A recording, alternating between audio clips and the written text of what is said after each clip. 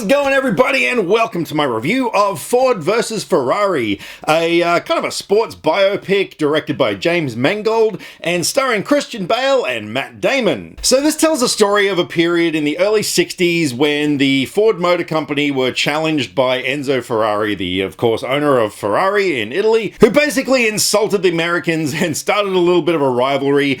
So enter Carroll Shelby, played by Matt Damon, who was an automotive designer, and his British driver, Ken Miles, played by Christian Bale. So basically the gauntlet was thrown down. Ford challenged Ferrari to the Le Mans 24-hour car race, and yeah, they basically said they could build a car that would rival Ferrari, and the rest is history. Quite literally, because all this actually happened. So when the trailers for this movie came out, I had no interest in seeing it. Like, aside from a great cast, and James Mangold is such a good director. I mean, of course, he gave us Logan most recently. He's done other films such as Girl Interrupted and Identity, which I absolutely loved. But I just have zero interest in car racing or cars in general. And that just kind of put me off a little bit. You know, I was sort of like, do I really want to see a movie about car racing? But then everybody went and saw this movie and was proclaiming it to be one of the best movies of the year and stuff, and so I thought, well, yeah, I should probably check it out, I suppose. So in terms of what I liked about this movie, it is a really well-crafted, solid film.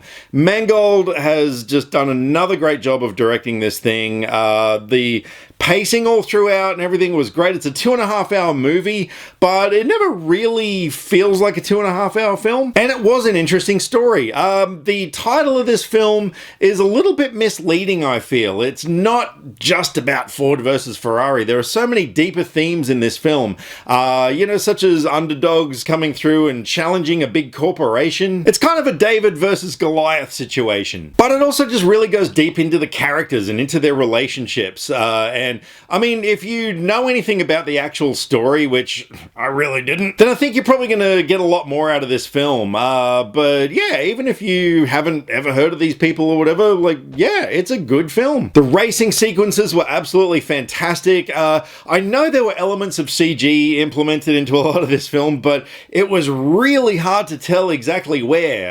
Yeah, the special effects and everything were just blended seamlessly. But probably the standout for me in this film was Christian Bale's performance. My freaking God, this guy, like, we all know he's a great actor. There's absolutely no question, but the way he brought this character to life, or when I say character, obviously it's a real person, but he was just so likable. He had so much charisma. He was this guy who was just kind of really laid back, like, you know, whatever. I mean, he's this racing car driver, for God's sake, who, you know, it's like one of the most challenging sports out there, and, you know, when he's behind the wheel, he's a demon, but yeah, in his real life, yeah, he's just a big puppy dog. And I really love the relationship between him and his wife. And yeah, her character was great. She was really supportive, but at the same time, yeah, not just there to be a wife, you know, just to be a supporting character. Like, she really drove him and really pushed him, and I really loved the relationship between the two. The dynamic between Bale and Damon as well, yeah, it was really great. And yeah, it's sort of,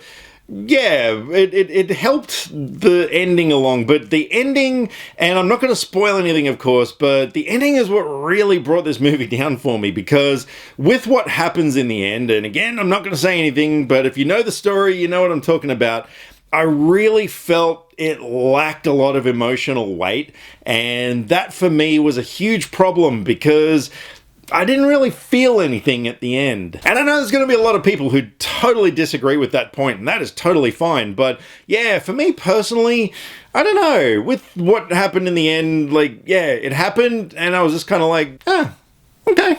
And aside from that, overall, look, I mean, like I said, the film was really well made. It was a great film. I totally understand why people are singing praises for it, but it sort of lacked that rewatchability factor for me. Like, I don't think I would ever buy it. I don't think I'd ever even really watch it again, to be honest. And that's not necessarily, like, that's not saying it's bad or anything. Like, I mean, I saw this film back on Saturday. It's now Wednesday. I just haven't had time to review it.